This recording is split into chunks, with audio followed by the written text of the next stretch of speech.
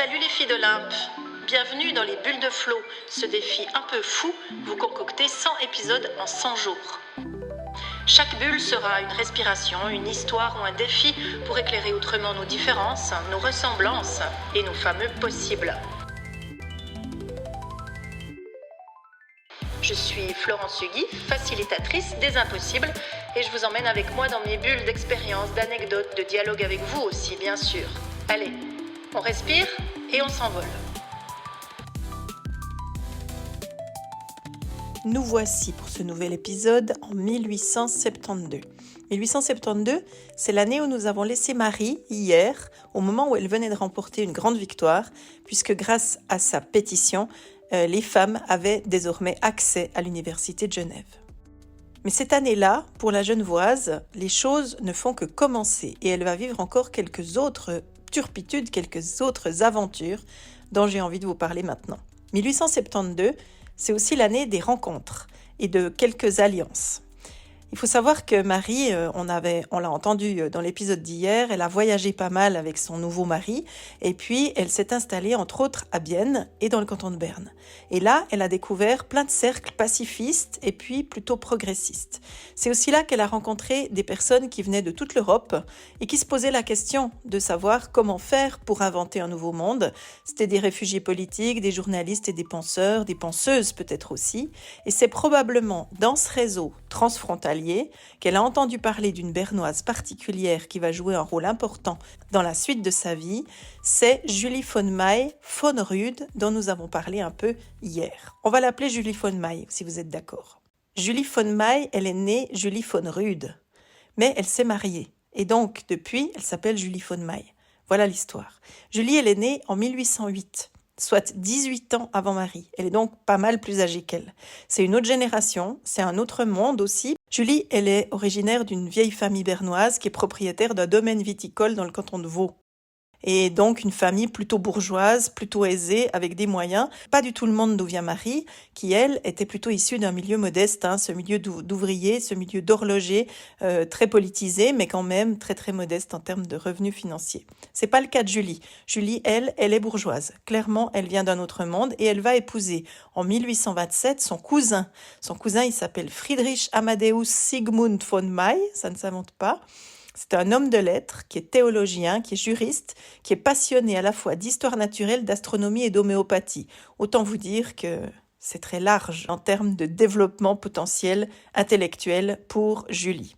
Le problème, c'est que ce Friedrich Amadeus Sigmund, il va tomber de cheval, il va rester handicapé. Ce qui fait que Julie, sa femme, va devoir s'occuper de lui. Et pour ça, elle va devenir sa secrétaire, figurez-vous. C'est comme ça que ça se passait.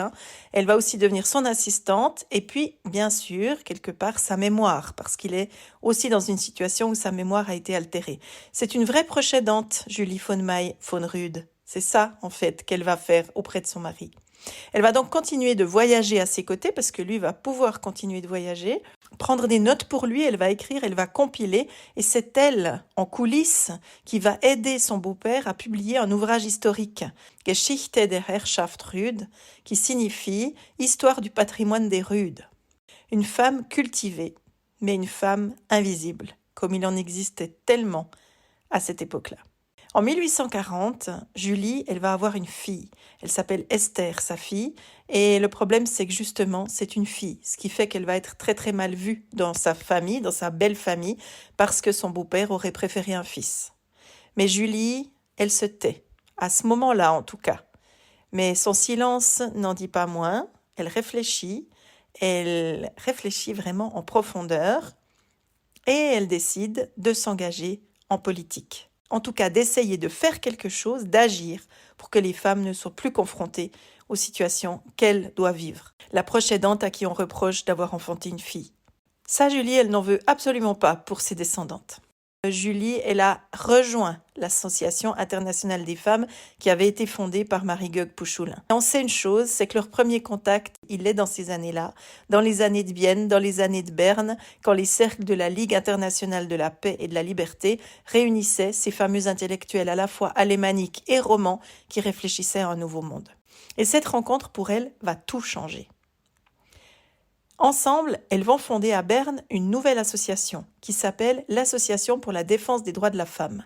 Et on va bientôt surnommer cette association Solidarité, tout simplement. Marie, elle y apporte sa flamme, sa verve et sa force de terrain. Julie, elle a étudié beaucoup plus probablement que Marie, et donc elle va y apporter son érudition, sa rigueur, et puis le sens juridique qui est le sien. Leur programme, à toutes les deux, il est clair et il rejoint ce que Marie Goegg-Pouchoulin avait déjà créé. Le but, c'est d'abolir la tutelle masculine qui maintient les femmes sous une certaine autorité qui est pour elles totalement inacceptable. C'est de permettre l'accès à l'instruction supérieure pour l'ensemble des femmes et pas seulement dans quelques cantons. Et puis surtout, c'est d'inscrire le principe d'égalité dans la loi, dans le droit suisse. Elle ne parle pas encore du suffrage des femmes, parce que Julie, elle s'y engage pas directement, mais elles aimeraient une réforme profonde à la fois du droit civil, et puis aussi de la fiscalité. C'est fou, il y a des thèmes qui sont toujours sur la table encore aujourd'hui. Mais en 1872, au moment où ces femmes se rencontrent, ça fait partie des points sur lesquels elles ont envie d'agir. C'est vous dire à quel point tout ça prend un temps immémorial. Julie, elle écrit. Et elle écrit des textes importants. Elle a écrit par exemple un texte qui s'appelle Die Frauenfrage in der Schweiz, qui veut dire la question des femmes en Suisse. Et elle s'appuie sur l'article 4 de la Constitution fédérale, celui qui dit que tous les Suisses sont égaux devant la loi, pour poser une question. Et cette question, c'est « Ah bon, et les Suissesses ?» Et vous savez, c'est intéressant parce qu'au fond, elle fait ça à ce moment-là, en 1872, alors que Olympe de Gouges a fait pareil quand elle a publié sa déclaration des droits de la femme et de la citoyenne. Et avec Olympe de Gouges, nous étions en 1791. Donc il a fallu un peu de temps pour que ces questions arrivent en Suisse. On est presque un siècle plus tard, mais tout de même, elles y sont arrivées. Et on va voir que ce n'est pas la seule fois où la France nous devance d'une vingtaine d'années. On va reparler de ça au moment de l'épisode qu'on va avoir autour de la réforme du droit matrimonial. Mais tout ça, ça viendra plus tard. Julie, elle veut une seule chose. Elle veut que l'égalité soit réelle dans le droit, que ça soit effectif dans l'économie et aussi dans la manière d'imposer les foyers. Elle a envie que les hommes et les femmes payent des impôts de manière identique. Elle veut que les femmes soient de vraies citoyennes, qu'elles soient reconnues pas seulement comme épouses ou comme dépendantes d'un homme, mais qu'elles soient reconnues en tant que citoyennes à part entière. Et vous savez quoi ?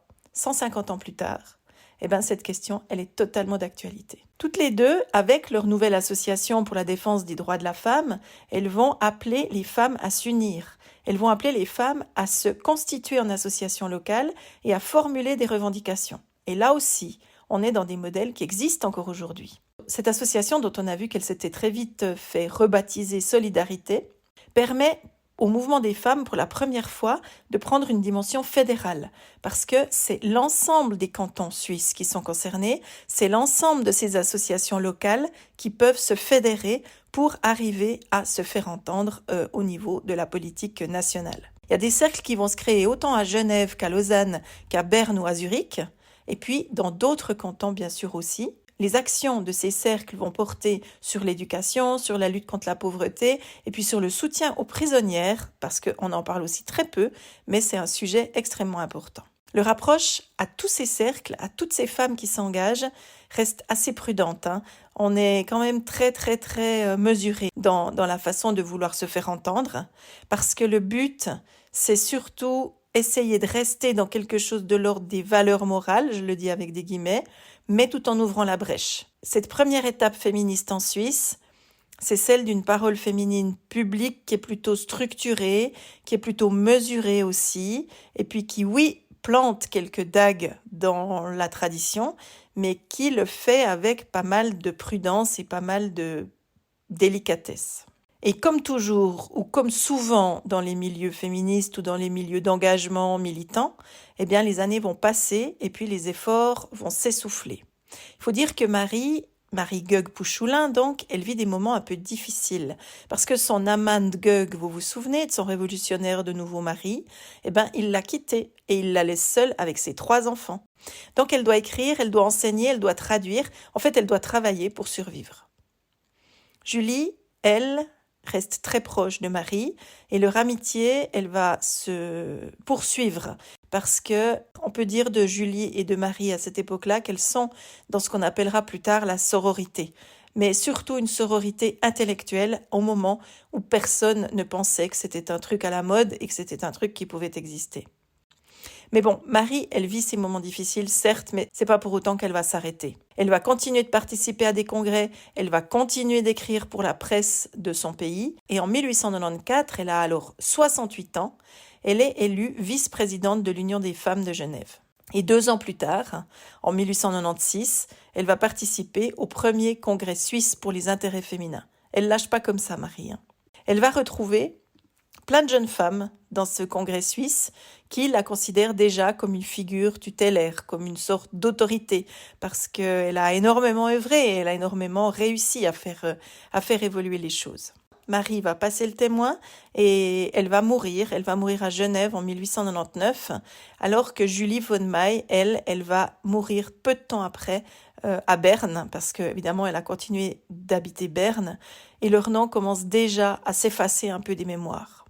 D'ailleurs, la preuve, qui, ici, avait entendu parler de l'une ou de l'autre?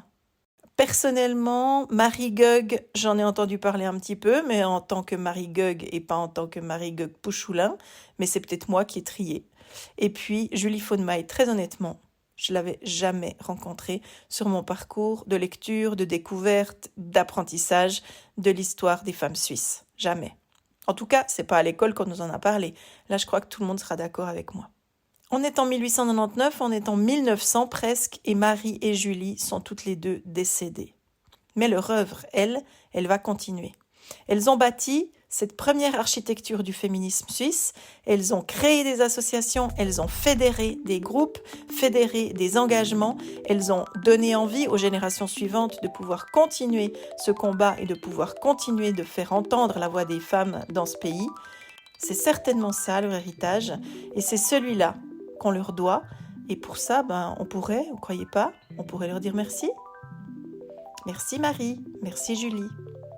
Et nous, on se retrouve demain pour une nouvelle bulle, n'est-ce pas ?